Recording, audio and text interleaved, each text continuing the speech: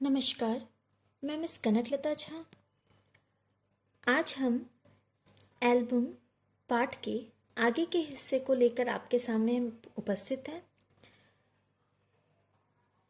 Album ने अभी तक हमें यह बताया कि किस प्रकार से लाला सदानंद के कर्ज के बोझ से पंडित शादीराम दबे हुए हैं और वो उसे उतारने की पुरजोर कोशिश कर रहे हैं। आगे देखते हैं और पढ़ते हैं कि आखिर इस कहानी में आगे होता क्या है। क्या ये कर्ज उतर पाता है? बहुत अच्छा। जब यह कर चुके तो मुझे कहलवा दे। आप क्या करेंगे? मैं इनकी एल्बम बनाऊंगा और आपकी तरफ से विज्ञापन दे दूंगा। हो सकता है यह विज्ञापन किसी शौकीन के हाथ पड़ जाए और आप 2-4 पैसे कमा ले। तस्वीरें बहुत बढ़िया हैं। पंडित शादीराम को यह आशा न थी कि कोयले के खान में हीरा मिल जाएगा। घोर निराशा ने सभी द्वार बंद कर दिए थे।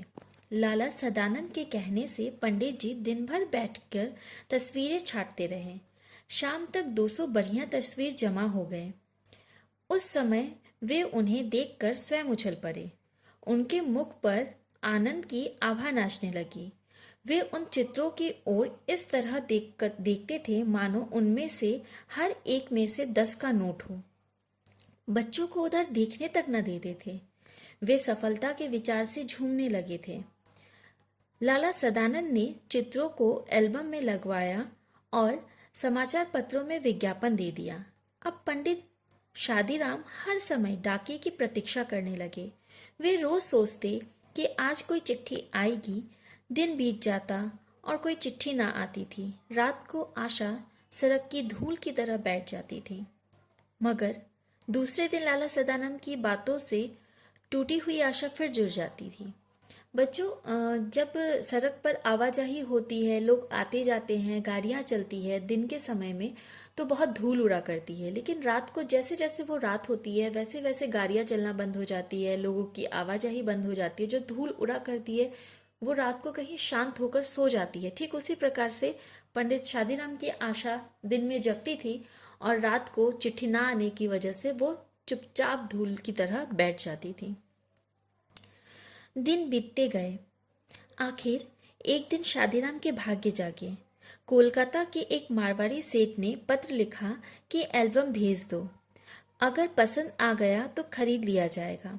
पंडित शादीराम दौड़े हुए लाला सदानंद के पास पहुंचे और उन्हें पत्र दिखाया। लाला सदानंद ने पत्र को अच्छी तरह देखा और जवाब दिया, रजिस्ट्री कराकर एल्बम भेज दो। शौकीन आदमी मालूम होता है, खरीद लेगा। और मूल्य लिख दो, 1000 रुपये से कम पर सौदा ना होगा। कुछ दिन बाद उन्हें जवाब में एक बीमा मिला। पंडित शादीराम के हाथ पैरों से ज्यादा उनका दिल कांप रहा था। उन्होंने लिफाफे को खोला और उछल पड़े। उसमें 100 के 10 नोट थे। पहले उनके भाग्य में करवट बदली थी, अब पूर्ण रूप से उठकर बैठ गया। पंडित शादीराम सोचने लगे, अगर 2000 रुपये लिख देता तो शायद उतने ही मिल जाते। इस सोच ने उनकी सारी खुशी किरकिरी कर दी। हमें जितना मिलता है ना बच्चों, हमें उससे और ज़्यादा पाने की इच्छा होती है और वो इच्छा दिन पर दिन तीव्र होती चली जाती है। सांझ के समय वे लाला सदानंद के पास गए और 500 रुपये सामने रखकर बोले, परमात्मा का धन्यवाद है कि मुझे इस मार से छुटकारा मिला। अपने रुपये संभाल लीजिए।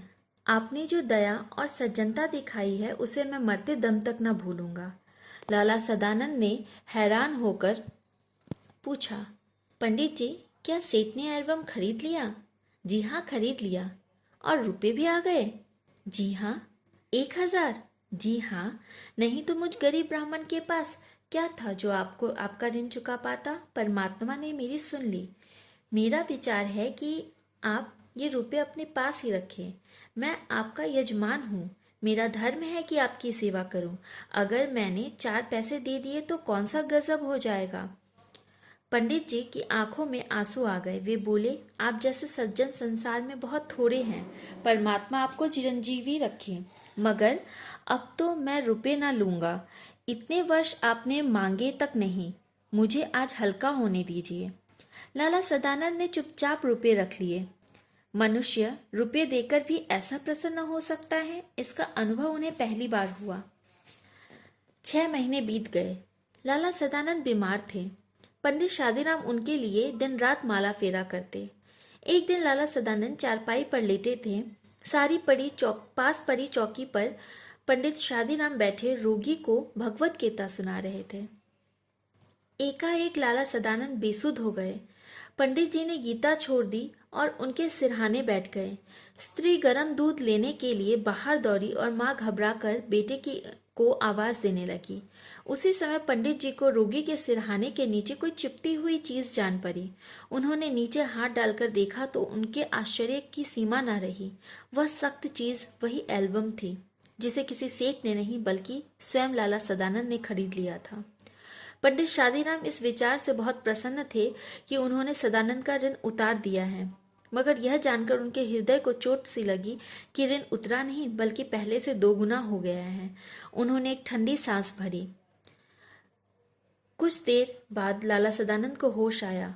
उन्होंने पंडित जी से एल्बम छीन लिया। धीरे से कहा, यह एल्बम अब मैंने सेठ साहब से मंगवा लिया है।